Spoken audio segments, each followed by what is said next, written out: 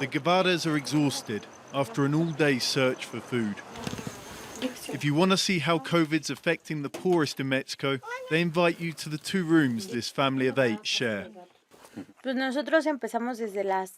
We start at 10 a.m. and come home at midnight, just looking for food, where we can get milk, nappies, enough for all of us.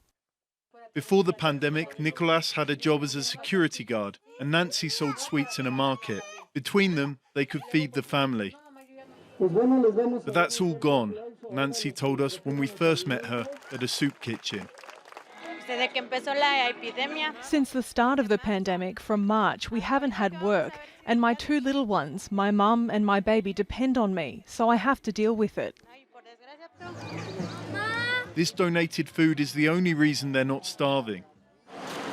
They're not alone. The country's development agency says the pandemic could tip more than 10 million into extreme poverty. And it's already happening. We went to 16 soup kitchens across the capital. All of them told us that lines have grown. Many said they're serving 3 or 4 times more meals than before. What we found coming to these soup kitchens is that there's a lot of people here from the informal sector, street vendors, rubbish collectors, market workers, people that were already poor, and this has just tipped them over the edge. Even as the need has increased, the number of soup kitchens themselves has fallen. Those turning out to feed people, like Father Benito, run risks. Because of the pandemic, several kitchens closed down. And so people said to us, please don't close too. If you do, where are we going to go?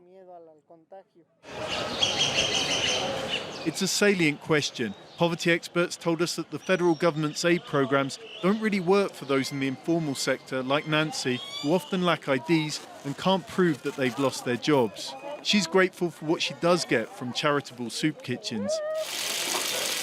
She cleans toilets in one to try and pay a little back.